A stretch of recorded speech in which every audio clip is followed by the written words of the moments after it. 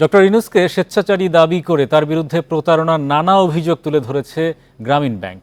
দুপুরে হাইকোর্টে এক সংবাদ সম্মেলনে বলা হয়, গ্রামীণ ব্যাংকের 1,05,00,000 সদস্যের সাথে প্রতারণার অভিশপ্ত ডক্টর ইউনূস। তবে পাল্টা ব্রিফিংয়ে ডক্টর ইউনূসের আইনজীবীর দাবি, প্রতিহিংসা পরায়ণ হয়েই তাকে হেয় করা হচ্ছে।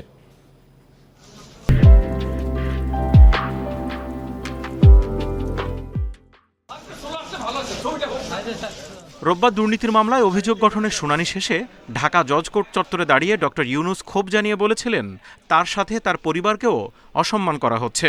তার সন্তানতুল্য গ্রামীণ ব্যাংক এবং তিনি দুই নোবেল বিজয়ী এখন মামলায় প্রতিপক্ষ। পৃথিবীর ইতিহাসে কোনো নজির নাই যে একজন নোবেল বিজয়ী আরেকজন নোবেল বিজয়ীর বিরুদ্ধে মামলা করতে দুদকে হাজির হয়েছে। এটা আমাদের কপালে হলো, এটা অভিশাপের একটা অংশ।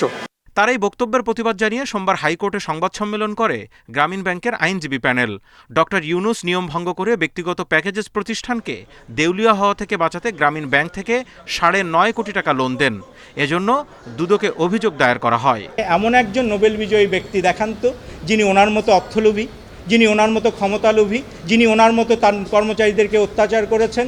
এমন একজন ব্যক্তি দেখান, তিনি যেভাবে ক্ষমতার অপব্যবহার করে তার পারিবারিক প্রতিষ্ঠান, তার নিজেকে তিনি অর্থবিত্তে লাভবান করেছেন, সেগুলো দালিলিক প্রমাণসহ এসেছি।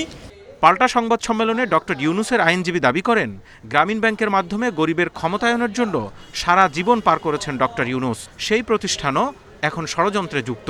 গ্রামীণ ব্যাংক প্রতিষ্ঠা করে ডক্টর ইউনূস বললেন, শুধু MA পাসের সার্টিফিকেট থাকলে চলবে, তোমাদের গ্রামে যেতে হবে, গ্রামে গিয়ে কাজ করতে হবে। তাদের চাকরি দিয়েছে। আজকে তারা ডেপুটি ম্যানেজার দ্বারা হয়ে গেছেন, ব্যবস্থাপনা পরিচালক হয়ে গেছেন। ভাত খাবার টাকা ছিল না, চাকরি ছিল না। আজকে তারা বলেন ডক্টর ইউনূসের বদনাম।